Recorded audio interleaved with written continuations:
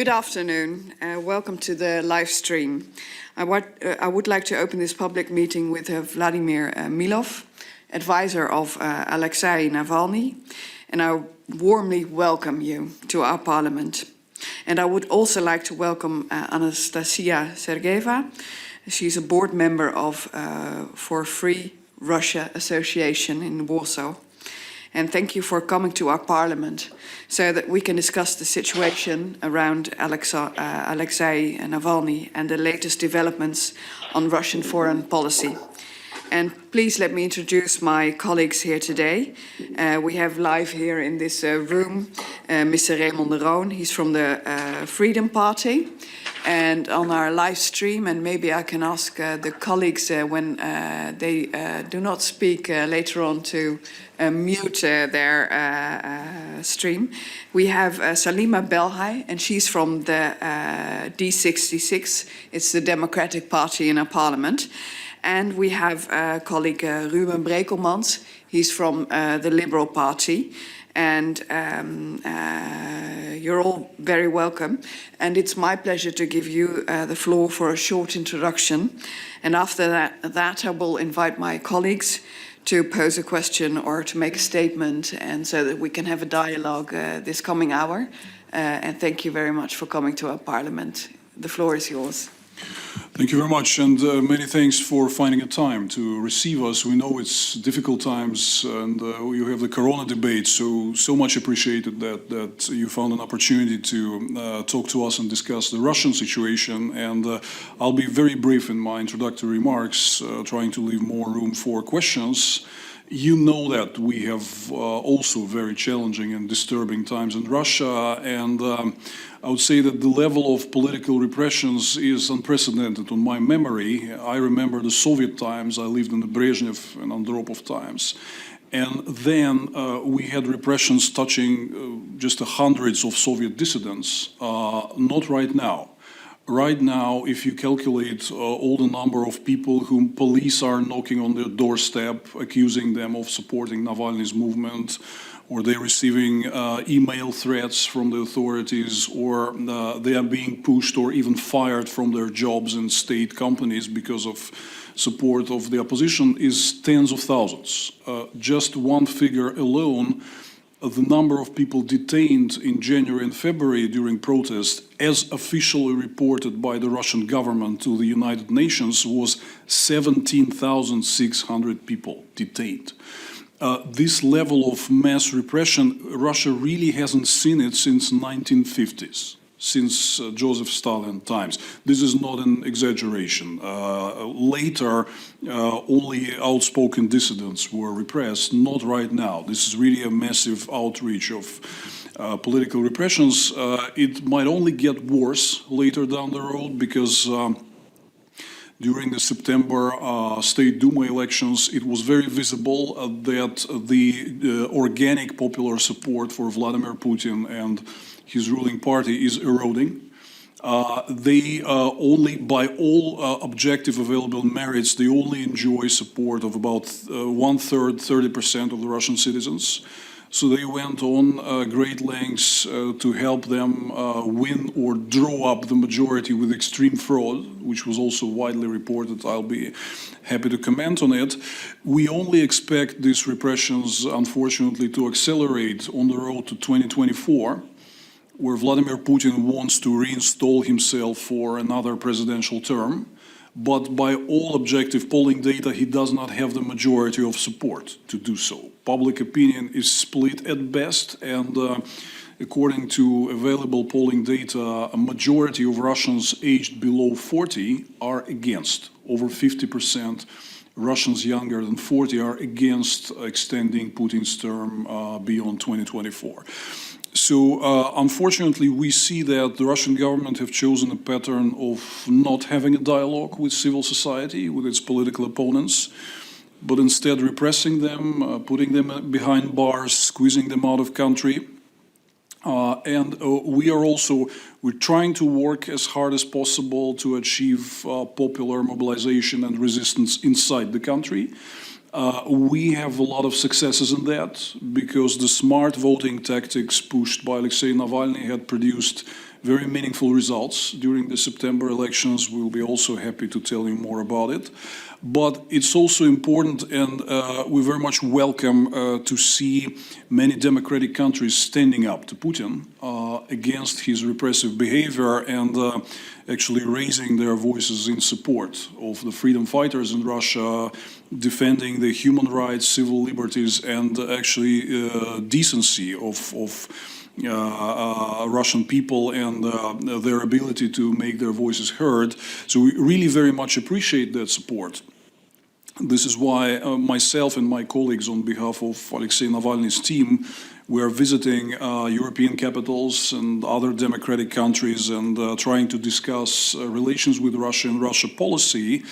I'll finish my introductory remarks with mentioning that I'm often being asked the question, what does Europe do to help democratic forces in Russia and protecting the human rights inside the country?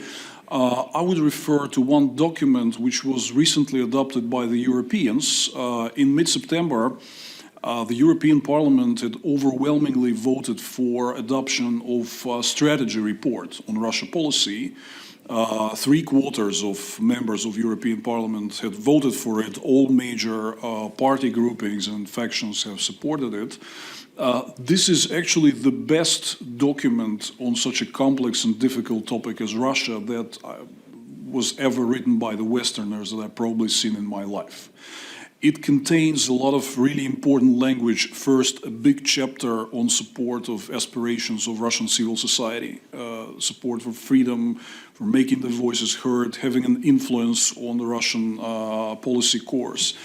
And then it recognizes the need to still have a dialogue, even with Putin's government, on important strategic global issues. But unlike proposals by many world leaders, to have this dialogue conditional, also on Russia not only fulfilling its commitments on the human rights agenda, but also containing Russia's aggressive behavior abroad. And particularly, I think this is important for the Netherlands because 193 citizens of the Netherlands have died in an MH17 plane crash, the airliner which was brought down by a Russian army missile.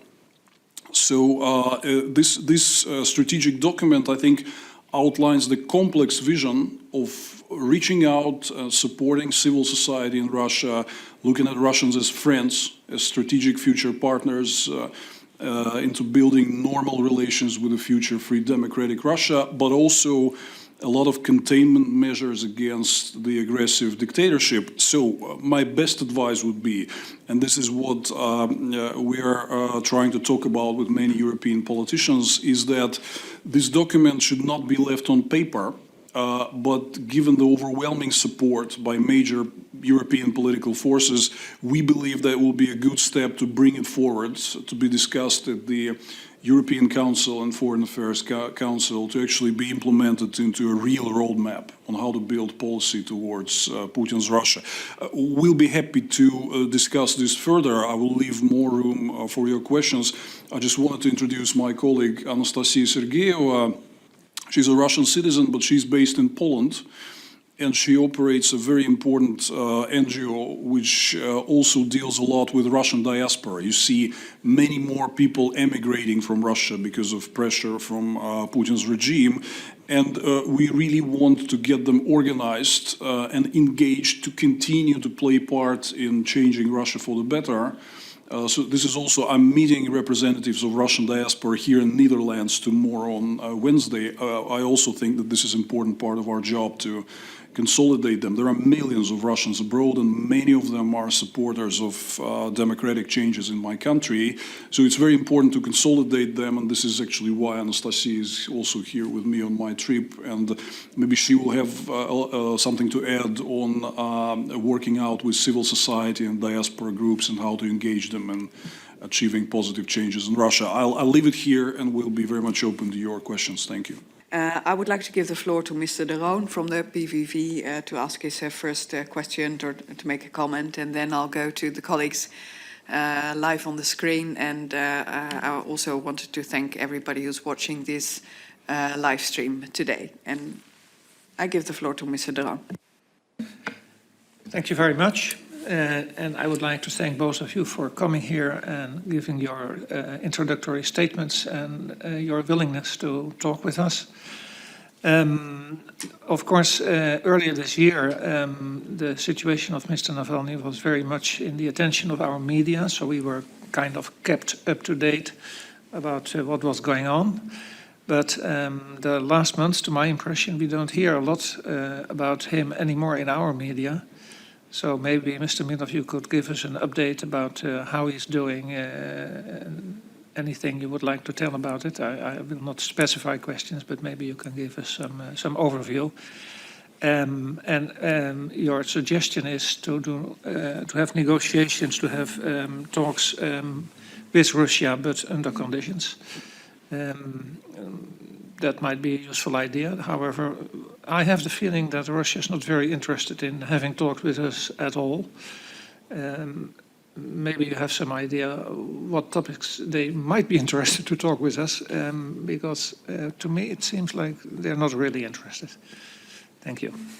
Mr. Milov. Thank you so much. First, on Alexei Navalny condition, thank you for bringing this issue to attention. Yes, that's true, that the attention to Alexei Navalny's imprisonment and his conditions there have been receding in the Western media recently. And this is actually, we see our mission to restore this attention and this interest. We passed over the 300 days threshold while he's kept in detention. And very recently, Russian, one of the few remaining independent media outlets called TV Rain, had released a large movie. They actually interviewed people who were sitting with him right there in penal colony, but were recently released. So they finished their terms and they were met by journalists, which is, I strongly advise you to watch. I think if it was not yet translated into English, probably it will soon be. There is, I mean, in terms of physical condition, it's more or less stable with Navalny. After also all the international and domestic pressure applied in spring when he was initially denied medical inspection and assistance, but later, after all this pressure, authorities gave in and he was provided with both independent medical inspection, testing and some treatment. So his physical condition is more or less stable, but what this documentary shown by TV Rain exposes is the fact that Mr. Navalny is currently daily experiences a very serious psychological pressure on different fronts, which can be compared to torture, because he's isolated from all the inmates except a handful, which are totally controlled by the administration, and they have orders not to talk to him. He's constantly being provoked and he's being denied. He doesn't know what happens in the rest of the penal colony that he's currently in. This is all, I mean, not even to mention that under his article of criminal code under which he was convicted, not to mention that this case was totally fabricated, which was confirmed by the European Court of Human Rights, but even under Russian law, people who are convicted under this specific article of criminal code, the so-called economic fraud, they should be kept in a so-called settlement colony, where essentially you can freely walk around, meet with your relatives, even take a leave for some time. So there is a relatively relaxed regime. But Russian government is violating the criminal code even in this respect, because they put Navalny in a very strict colony with extremely strict regime, which is unfit for the seriousness of the crime that he's been charged with. So there is violation after violation after violation, and I think it really deserves bigger international attention. We are discussing this with the colleagues at the European Parliament because Russia is not fulfilling its commitments to release Navalny. European Court on Human Rights issued a ruling in February that Navalny should be released immediately. Russia is not fulfilling it. So we're actually talking with a number of colleagues, the European Parliament and national governments and parliaments, to actually bring this issue up to the European Council and take some measures against Putin for not fulfilling Russia's commitments. So, you know, the situation is pretty challenging. meeting, and we are here also to bring more international attention to it and to the fact that Russia is not meeting its international obligations. Now, in terms of talking to the Russian government, I would agree that Putin is really not interested in serious debate with Europeans. But you hear many voices in Europe and across the world that we still need to have a dialogue. We need to talk climate, we need to talk security, we need to have some strategic stability talks with Putin. So this European Parliament report, which I just mentioned, and I just forwarded a link to it to René, please look at your messenger. So it addresses this concern. It's not a proposal to have a dialogue with Putin, but it has a specific chapter addressing this. Yes, there are issues like security, non-proliferation, climate change, where we will probably have to talk with Putin, whether he will accept it or not. But talks should not be given to him as a gift, that the Western leaders beg him for something. It should be always conditional that Putin respects the international law, respects the human rights. So please read the report. It contains all the right language on the matter.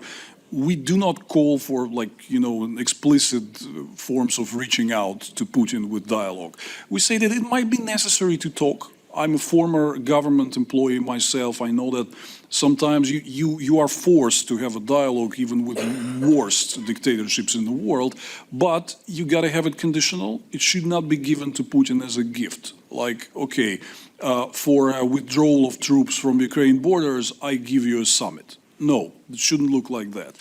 And this report brilliantly outlines exactly how this approach should be built. So my advice is that Europeans just follow to the document that was adopted by the European Parliament already. Salima Belhai from D66. Thank you very much, and I will keep it short. First of all, really good that you're present to keep this on the agenda. Sjoerd Sjoerdsma really loved to be here, but he's not able to. I have to leave also the meeting, but I will keep on following the conversation, so I will put my camera off. And you already mentioned it, but we were only curious after being the regional offices of the campaign offices of Navalny being closed, of being marked as terrorist organizations. We were really curious what the impact was on those people who are working still on those offices. Are they still open?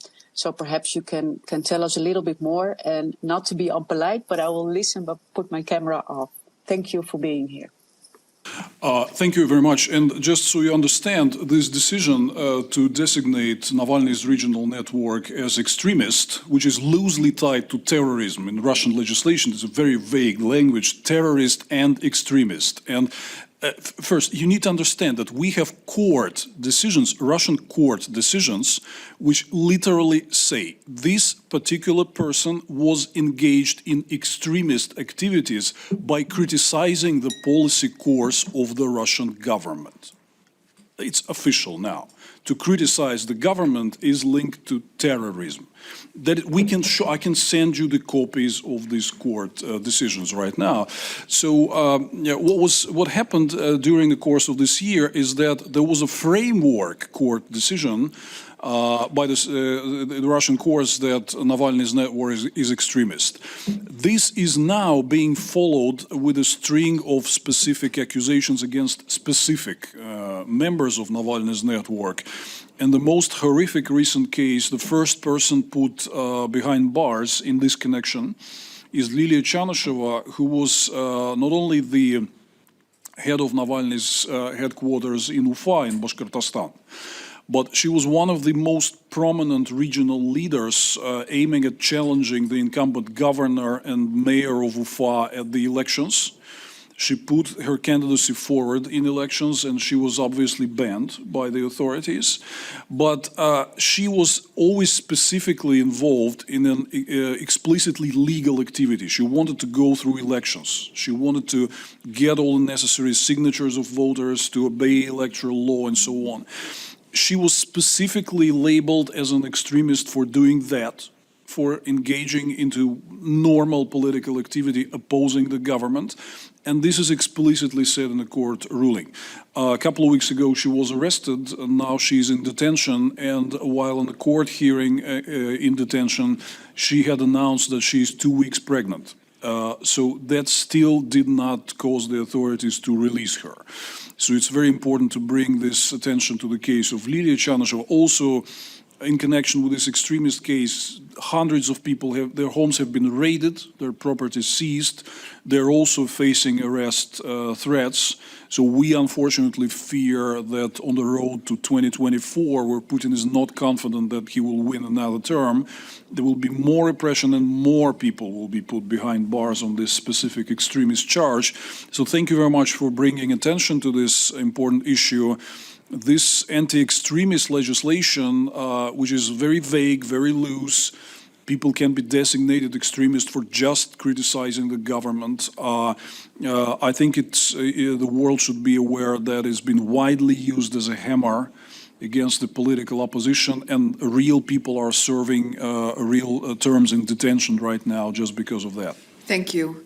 Ruben Brekelmans, VVD Liberal Party. Thank you, Agnes, and also thank you very much for joining us this afternoon and for taking the time to have this conversation with us. Unfortunately, I cannot be there in person due to the COVID regulations, but I'm happy that we can still have this discussion this way. I would like to ask two different questions because you said a lot about the repression that's going on within Russia. But what we also see now is that the military aggression is also increasing. We see a buildup of troops at the border with Ukraine. And I was wondering if you can tell a bit more, in your view, why this is happening right now and why Putin has taken the decision to do this military buildup right now, as we have seen half a year ago. And second, I looked at your resume and I saw you're also an energy expert.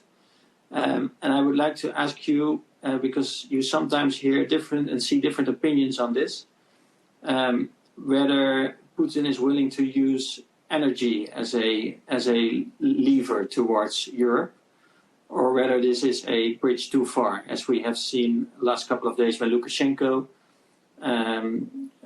kind of hinted towards not supplying any gas towards Europe anymore. And Putin said, no, this is not what we are going to do. We guarantee the supply of gas. But I was wondering how you think about this. Thank you very much. On the military buildup, I think it's very clear that Putin has developed this as a leverage to actually lure Western leaders into coming back to the negotiating table with him. For instance, when Joe Biden was sworn in as American president, the relations between Putin and the US were at historic low point. But then Putin did all this escalation of bringing a record number of troops to the Ukrainian border. This forced Biden to call him. They discussed this situation, after which I think it was clear that Putin has traded this off to force Biden to hold an unexpected, unplanned summit with him. Because the summit was not ever discussed before the Biden-Putin call. And the main subject of the call was the de-escalation at Ukrainian border. So Putin pulled off the troops and Biden agreed to the summit. I think we are observing a similar situation here. I think Putin is increasing the pressure on a lot of fronts. You see the energy crisis. I'll come back to it in a moment, but there is a very strong element of deliberate market manipulation by Putin and Gazprom, bringing up European prices. You see the migration crisis on the Belarus-Polish and Belarus-Lithuanian and Latvian border. Russia is simply, obviously behind it because just one look at the geography of recruitment of migrants in the Middle East would tell you that Belarus, as a small country, is not capable of such undertaking. That's a complex operation, big scale, should be aided by a bigger brother. Belarus alone is not capable of doing such a massive recruitment operation so fast. The other point, which is also convincing to me, is that normally when something happens between Belarus and the West, Russia says, well, we have to look at that. We're not ready to comment yet. But here, since the first hours of this migrant crisis, the very even mid-level officials of the Russian Foreign Ministry came up with detailed rhetoric similar to that of the Belarus authorities, mentioning the international conventions on migration, the example of Turkey, and so on. This exact similarity of rhetoric from day one also, I think, is a clear indication that this is a joint specific operation plan. It didn't take no time for Russians to figure out their response. They were immediately speaking in the same language as Lukashenko on this matter, which to me is a clear sign that it was a prepared operation. And now you have the escalation, again, the escalation at Ukrainian border. Why now? First, because the so-called strategic stability dialogue with Biden had slowed down a bit. At the same time, you have new government coming up in Germany. At the same time, you have presidential elections in France with a test for Emmanuel Macron. So it's for Putin is actually a very timely moment to raise up stakes, to test this, new configuration of Western leaders, particularly with change in the German leadership and so on. So I think he's getting used to pulling this leverage of amassing troops at the Ukrainian border and creating escalation, which is why I think we discussed this before. It is really very important to understand these patterns of behavior and to get yourself prepared to work out response in advance, knowing that Putin can do such things. So I think the past experiences can clearly suggest an answer that first, the West should be prepared for grimmer scenarios that Putin might pursue, but also you shouldn't be caught with his bluff, with using this leverage to force Western leaders into dialogue, summits, and all that stuff. Now, on the energy part, I strongly advise you to watch. We discussed this issue in detail last Friday at the so-called Friends of European Russia Forum at the European Parliament, arranged by Andrius Kubilius, the European Parliament's rapporteur on Russia and former Prime Minister of Lithuania. We had an hour and a half discussion on the recent energy crisis. Now, to make the long story short, Gazprom is supplying Europe for decades already. And it was never a normal behavior not to satisfy additional requests for extra volumes of supply. In all the previous decades, Gazprom was happy, even in a relatively low price environment. They said, we're going to supply you all the additional volumes you want, anytime. Not this year. This year they clearly said, look, we are supplying only minimum contract volumes. Sorry, this is it.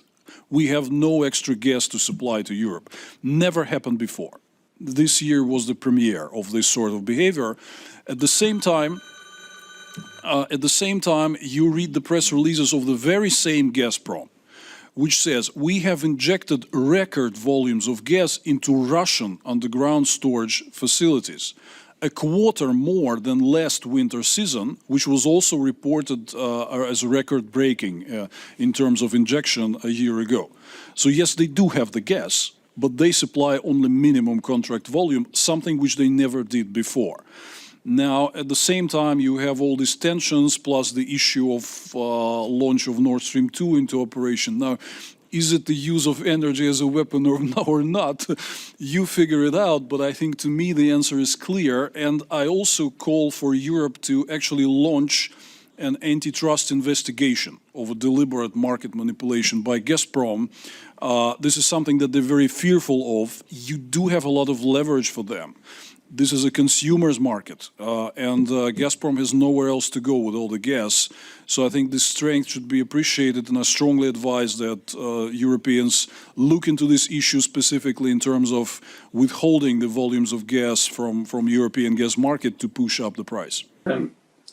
Yeah, but one follow-up question, because I think this was indeed a very clear answer. What surprised me a bit is that you said that the reason for Putin for this military buildup at the border of Ukraine is driven by foreign affairs, so to say. So the new coalition in Germany, elections in France, talks with the United States, and is then that's what I imply based on your answer, is less driven by domestic affairs. And I could also imagine that since support for Putin is declining, that he needs instability and that he needs conflict in order to portray himself as a strong leader and to show to the Russian people that his leadership is still relevant and his style of leading is still needed. And do you think that's also one of the drivers, or is it more driven by external affairs? Thank you. I believe that is 100% driven by external affairs because domestic potential for a wartime mobilization is completely exhausted. If you look at all the objective polling data, including by the Kremlin-loyal pollsters like Vtsiom or FOM, they will tell you that like 2/3 of Russians are really tired of the geopolitical confrontation. They might be generally skeptical of the West, but they nonetheless prefer normalization of relations. Nobody wants tensions. Nobody wants another war, which is also one of the factors why Putin had significantly slowed down the military offensive against Ukraine in 2014, 2015, agreed to Minsk agreement and transformed this into a low-intensity military conflict instead of an outright large-scale offensive.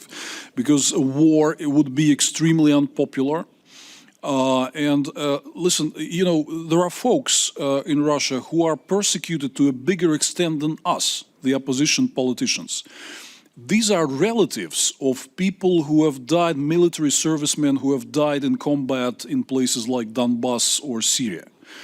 FSB as a security service comes to their homes and saying, you shut up and don't talk to journalists. If you do, you'll end up in the same graves, essentially. This is what they say. So Putin is very afraid of the negative implications of conflict, messy conflict with a lot of deaths, a lot of destruction. So I think really this is we should be prepared for various scenarios with him, and the response should be there for anything that he might do. But I think it's foreign policy directed bluff. And new military adventures abroad will not be supported by the population. Again, all the objective data suggests that people want the government to refocus on fixing the broken domestic social and economic affairs. And another military adventure abroad will be hugely unpopular. And I will be happy to provide you with more data on this, which is ample in terms of public opinion studying in Russia.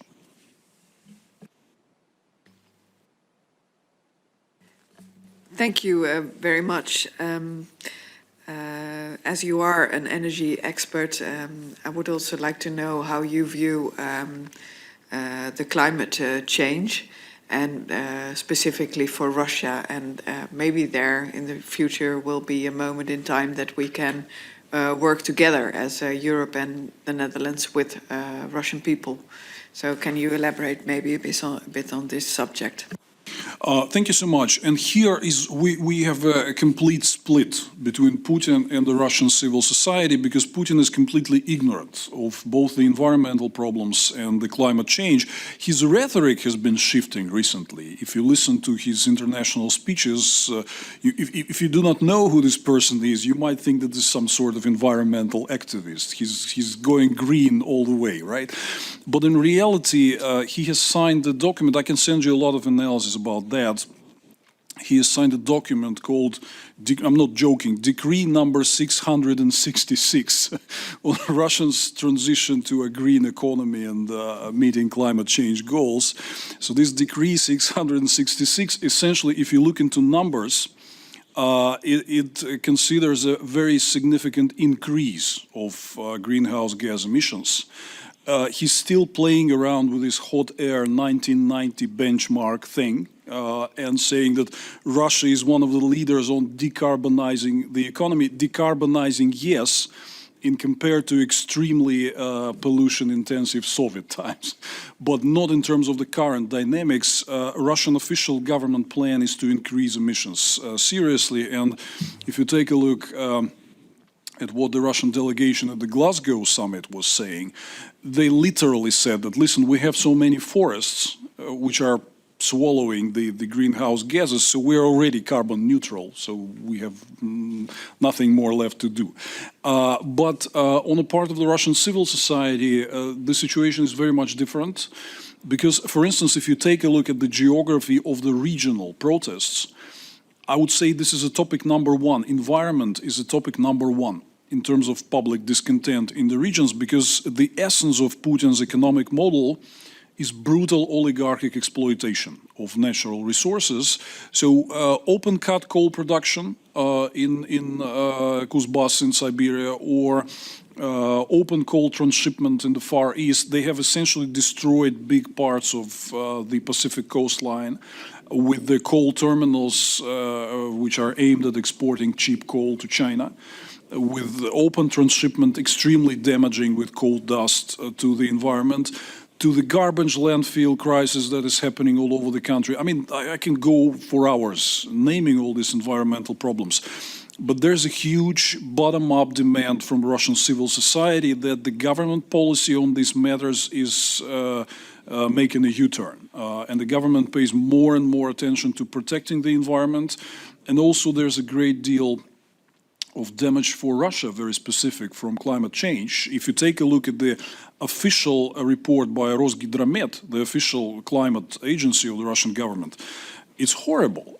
We are wasting hundreds of billions of rubles in damage because of extreme droughts in southern agricultural regions, because of the thaw of permafrost, because of extreme intensity of forest fires and so on.